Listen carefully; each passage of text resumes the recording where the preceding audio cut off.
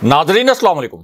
Inside news के नए programme के साथ मैं हूं इब्राहिम राजा और आज हम आपको बताएंगे कि जहांगीर तरीन और पीटीआई के मुतल्लिक क्या बहुत बड़ी और तहलका खेज खबर आई है। Army chief general Qamar Javed Bajwa ने आईएसआई के कमांडर्स को क्या हंगामी नोयत का हुक्म जारी किया है। एक अजीबो गरीब वीडियो इस वक्त सोशल मीडिया पर क्यों वायरल है। इमरान खान साहब ने किस नोयत का नया और एक खतरनाक सरप्राइज दे दिया है और आपको दो तहलका खेज ऑडियो टेप्स भी सुनवाएंगे। हमारे जिन दोस्तों ने अब तक हमारे चैनल को सब्सक्राइब नहीं किया उनसे हम कहेंगे कि हमारे चैनल को सब्सक्राइब कर लें ताकि उन्हें अहम मालूमात बर वक्त मिलती रहें। अब वापस आते हैं आज के मौजू पर और सबसे पहले आपको army chief general Qamar Javed Bajwa के आईएसआई के मुतल्लिक सबसे बड़े फैसले से आगाह करते हैं। ये आज की सबसे बड़ी ब्रेकिंग न्यूज है, एक ताजा तरीन खबर है, एक इंतहाई हसास नोयत की खबर है और इसी वजह से ये आज मीडिया चैनल्स की सबसे बड़ी हेडलाइन बन चुकी है। और उसकी वजह यह है कि army chief general Qamar Javed Bajwa ने अब आईएसआई के आला अफसरान और कमांडर्स को एक बहुत बड़ा हुक्म जारी कर दिया है। इस हुक्म की बाकायदा तौर पर तस्दीक भी की गई है। आप कह सकते हैं कि इमरान खान साहब का एक बहुत बड़ा मुतालबा पूरा कर दिया गया है और जो मुतालबा इमरान खान साहब ने आईएसआई के अफसरान के मुतल्लिक किया था उस पर अब army chief general Qamar Javed Bajwa ने एक एक्शन भी लिया है और एक बहुत बड़ा फैसला भी किया है। अब इसी फैसले के मुतल्लिक और इस सूरत-ए-हाल के मुतल्लिक आपको दो तहलका खेज ऑडियो टेप सुनवाते हैं और इन ऑडियो से आपको पता चलेगा कि जीएचक्यू ने किस नोयत का फैसला किया है और उसके बाद आपको बताएंगे कि जनाब बाजवा ने आईएसआई के कमांडर्स को क्या हैरानकुन और हंगामी हुक्म जारी किया है और आपको जहांगीर तरीन के मुतल्लिक भी एक अहम तरीन खबर से आगाह करेंगे। पहले आप ये ऑडियो सुनिए और इन ऑडियोज के चारों हिस्से आपने गौर से सुनने हैं ताकि आपको जीएचक्यू के फैसले और इस पूरी सूरत-ए-हाल की अंदरूनी कहानी अच्छे तरीके से समझ आ सके। जी आप पहले ये ऑडियो सुनिए। मैं इसकी ज्यादा डिटेल में तो नहीं जाऊंगा मगर चीफ ऑफ आर्मी स्टाफ से मुलाकात के हवाले से मैं ये जरूर वाज़ेह कर दूं कि मोहम्मद जुबैर साहब ने 2 मरतबा चीफ ऑफ आर्मी स्टाफ से मुलाकात की। एक दफ़ा अगस्त के आखिरी हफ्ते में और दूसरी मरतबा 7 सितंबर को उनकी चीफ ऑफ आर्मी स्टाफ से मुलाकात हुई जिसमें डीजीआईएसआई भी मौजूद थे और दोनों मुलाकातें उनकी दरख्वास्त पर ही हुई और दोनों मुलाकातों में उन्होंने मियां नवाज शरीफ साहब और मरियम नवाज साहिबा के हवाले से ही बातचीत की। इन मुलाकातों में जो भी बातचीत हुई आर्मी चीफ ने उन पे वाज़ेह कर दिया कि जो भी इनके लीगल मसाइल हैं वो पाकिस्तान की अदालतों में हल होंगे और जो सियासी मसाइल हैं उनका हल पार्लियामेंट में होगा। इन मामलात से फौज को दूर रखा जाए। मैं इस बारे में पहले भी एक मरतबा क्लैरिफाई कर चुका हूँ, सो आपकी वसातत से मैं एक मरतबा फिर ये बात कर देता हूँ।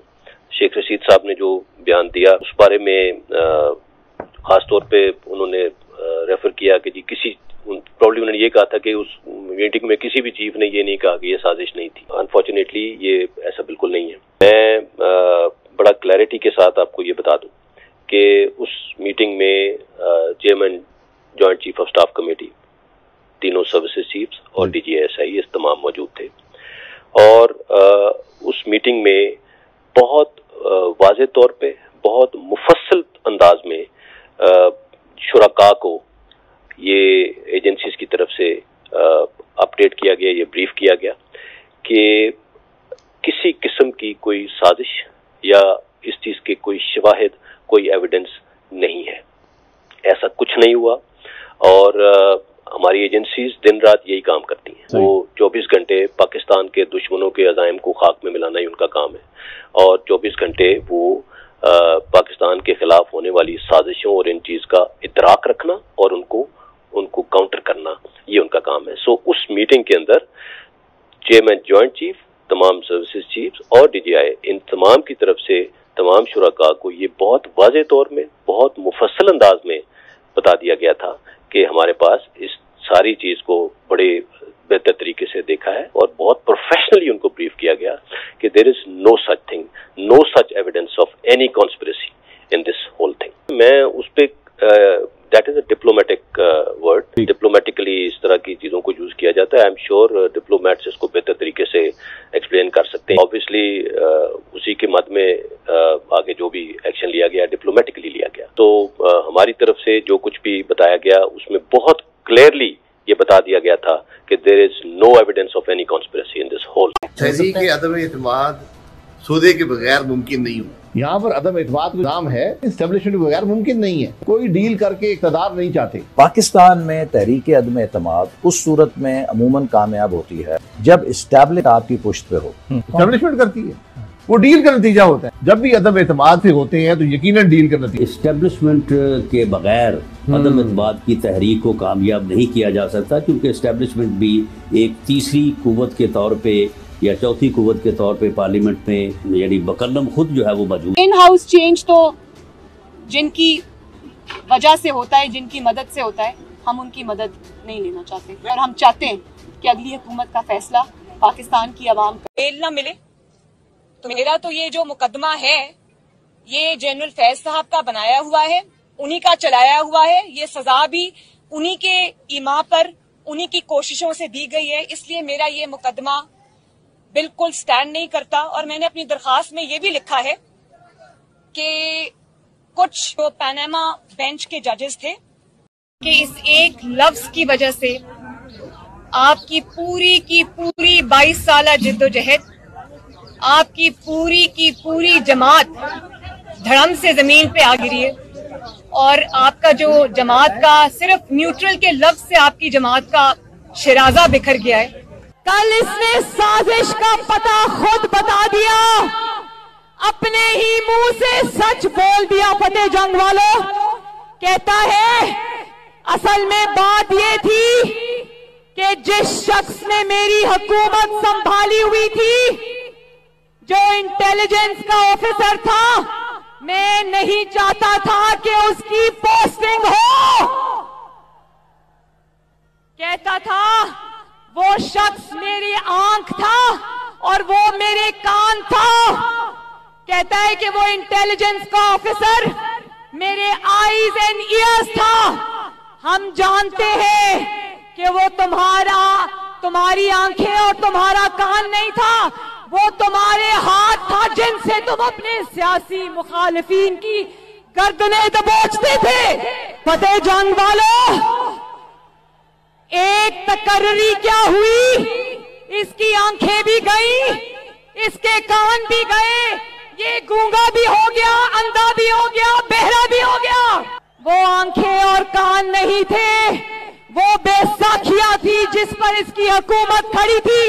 वो शख्स जिससे ये बेफैज हुआ तो धड़ाम से हुकूमत जमीन पे फाड़ दिया। इस पाकिस्तान को बर्बाद कर चुका हूं, इस पाकिस्तान को तबाह कर दिया, इस पाकिस्तान को लहूलुहान कर दिया पाकिस्तान को। नवाज शरीफ अब पाकिस्तान तुम ठीक करो, खराब करें ये फौज के जनरल और ठीक करें Nawaz Sharif. Tens of thousands of billions of rupees and dollars जो है हमने पिछले 58 साल पे दिफाई बजट पे खर्च किए। और दास्तान क्या है? 48, 65, 71, 84 और 99। कोई आजाद कमीशन जो है इस मुल्क के नुमाइंदों का अगर बैठा दें और इन 5 जंगों की इंक्वायरी करवाएं तो किसी भी शख्स में एक रत्ती भर भी जो सेल्फ रिस्पेक्ट होगा तो उसका सर जो है झुक जाएगा। लेकिन आज भी ये पूरी इंप्यूनिटी के साथ अपना सीना बड़ा करके डिफेंस बजट को क्लेम कर रहे हैं और मांग रहे हैं कौम से। कौम की हड्डियों से गोश्त तक जो है इन्होंने निचोड़ लिया है और उतार।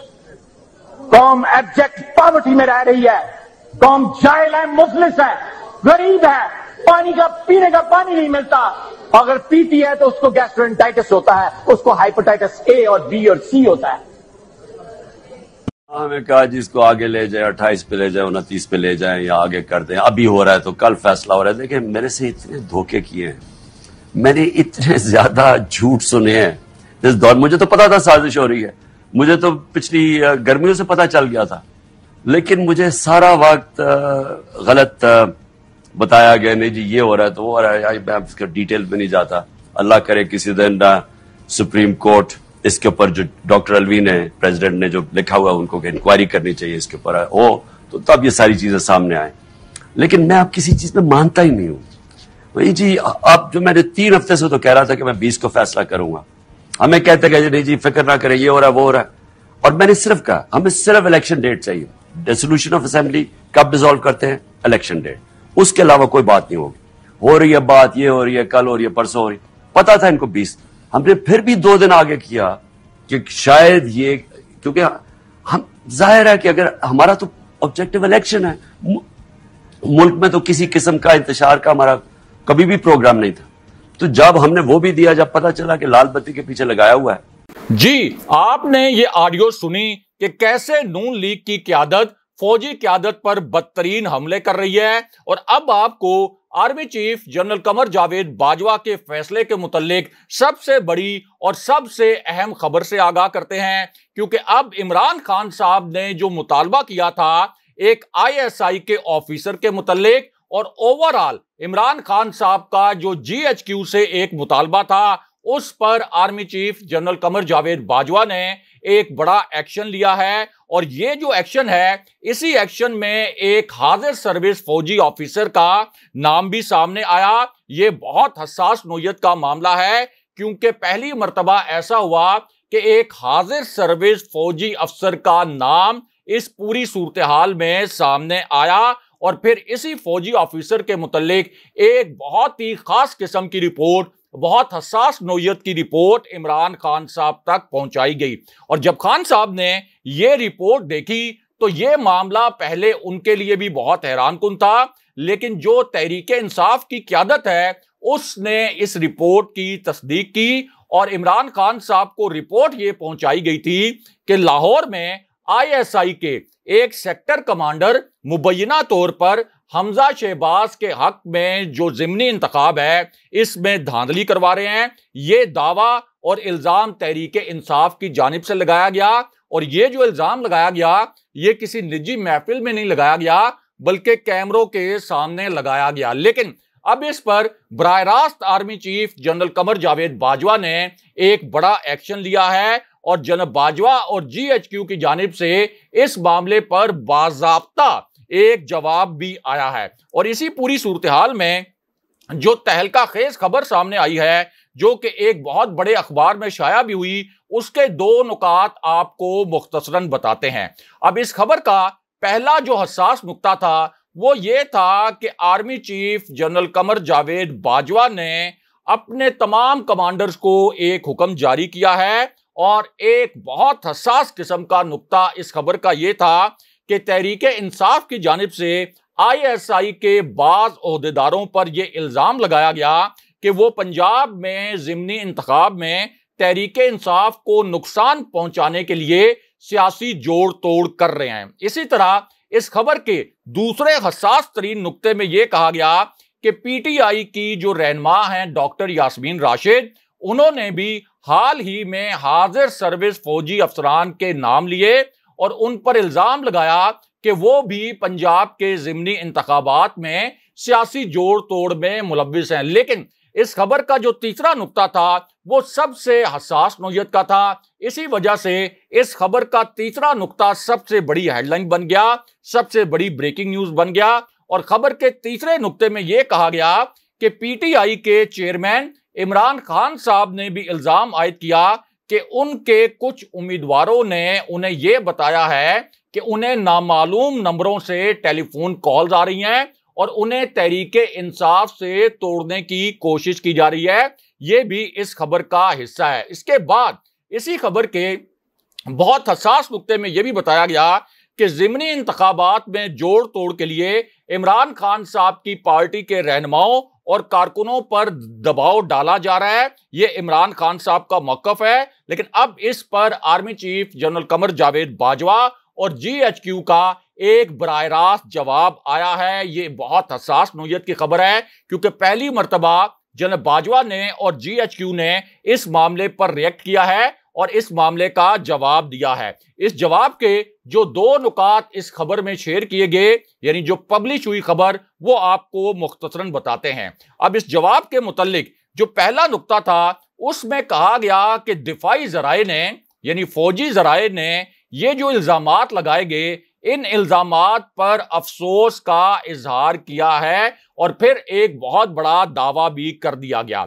और इस दावे में कहा गया कि ISI के जिस सेक्टर कमांडर पर यह इल्जाम लगाया जा रहा है, तहरीक इंसाफ की जानिब से, यास्मीन राशिद की जानिब से और इमरान खान साहब की जानिब से, उनके लिए अल्फाज इस जवाब में इस्तेमाल ये किए गए कि ISI के सेक्टर कमांडर जिन्हें PTI के रहनुमा बदनाम कर रहे हैं, 15 दिन से जायद हो गए, वो लाहौर में मौजूद नहीं है बल्कि किसी पेशावराना काम के सिलसिले में इस्लामाबाद में हैं। ये मेरे अल्फाज नहीं है बल्कि ये अल्फाज इस खबर में लिखे गए फौजी जराए को कोट करके। इसके बाद इसी खबर में यह भी कहा गया कि फौजी जराए का इसरार यह है कि PTI को चाहिए कि वो इस्टेब्लिशमेंट को बदनाम करने के बजाय शवाहिद पेश करे और अगर जर्रा बराबर भी सबूत मौजूद हैं तो वो फराम किए जाएं। आर्मी की क़यादत इंश्योर करेगी कि जो भी जिम्मेदार हैं उनके खिलाफ सख्त कार्रवाई की जाए। ये भी इस खबर के अल्फाज हैं। लेकिन उसके बाद इस खबर का एक हसास नुक्ता सामने आता है और उस नुक्ते में यह बताया गया कि इन इल्जामात के बाद अब army chief general Qamar Javed Bajwa ने एक बहुत बड़ा फैसला किया है और उस फैसले के मुतालिक इस खबर में यह लिखा गया कि अब आर्मी चीफ ने आर्मी के तमाम कमांडर्स, आर्मी के तमाम अहम अफसरान और ISI से वाबस्ता जो हुकाम है उनको ये हुक्म जारी किया है कि आपने सियासत से मुकम्मल तौर पर दूर रहना है और सियासतदानों से बातचीत से भी गुरेज करना है। और ये जो खबर है ये फौजी जराए को कोट करके जंग और द न्यूज में सीनियर सहाफी अंसार अब्बासी साहब ने शाया की है। लेकिन यहां पर जहांगीर तरीन के मुतालिक भी एक बहुत बड़ी और अहम नोयत की खबर आई है। ये एक बड़ी ब्रेकिंग न्यूज है और बहुत से हलकों के लिए ये एक नाकाबिले यकीन खबर बन चुकी है क्योंकि इस खबर की नोयत ही ऐसी है। अब जहांगीर तरीन के मुतालिक जो खबर आई वो इस वजह से बहुत अहमियत की हामिल थी कि जहांगीर तरीन ग्रुप के जो अरकान थे उन्होंने PTI की पार्टी लाइन से हटकर हमजा शहबाज को वोट दे दिया था। उसके बाद सुप्रीम कोर्ट ने हुक्म दिया कि ऐसे अरकान को डी-सीट किया जाए। इलेक्शन कमीशन के जरिए जहांगीर तरीन ग्रुप के अरकान भी डी-सीट हो गए। उसके बाद नून लीग ने इन अरकान को अपना टिकट तो दे दिया ज़िमनी इलेक्शन लड़ने के लिए, लेकिन इसके साथ एक ऐसी शर्त लगा दी जो कि जहांगीर तरीन के लिए तबाहकुन साबित हुई। जहांगीर तरीन इस शर्त पर इस वक्त सदमे में है और बहुत पछता रहे हैं कि उन्होंने नून लीग का साथ क्यों दिया, क्योंकि अब शर्त यह लगाई गई जो जहांगीर तरीन ग्रुप के लोगों को टिकट दिया गया कि अब आपने बाज़ाब्ता तौर पर नून लीग को ज्वाइन करना है। अब आप जहांगीर तरीन के ग्रुप का हिस्सा नहीं होंगे और बाकायदा तौर पर नून लीग का हिस्सा होंगे। यानी जहांगीर तरीन का अपने MPs की वजह से और अपने MNAs की वजह से जो एक सियासत में असर व रसूख था उसे मुकम्मल तौर पर नून लीग ने खत्म कर दिया है। पूरे ग्रुप को नून लीग का हिस्सा बना दिया गया है और जहांगीर तरीन इस पर बहुत नाखुश भी हैं, बहुत परेशान भी हैं। और अब जराए का यह कहना है कि जहांगीर तरीन के जो करीबी लोग हैं वो उनको ये मशवरा दे रहे हैं कि जिस तरह से आपसे नून लीग ने धोखा किया है तो आप अपने और इमरान खान साहब के मुश्तरका दोस्तों को इस्तेमाल करें, खान साहब से माफी तलाफी करें और फिर PTI में दोबारा से शामिल हो जाएं। अगले प्रोग्राम तक के लिए खुदा हाफिज।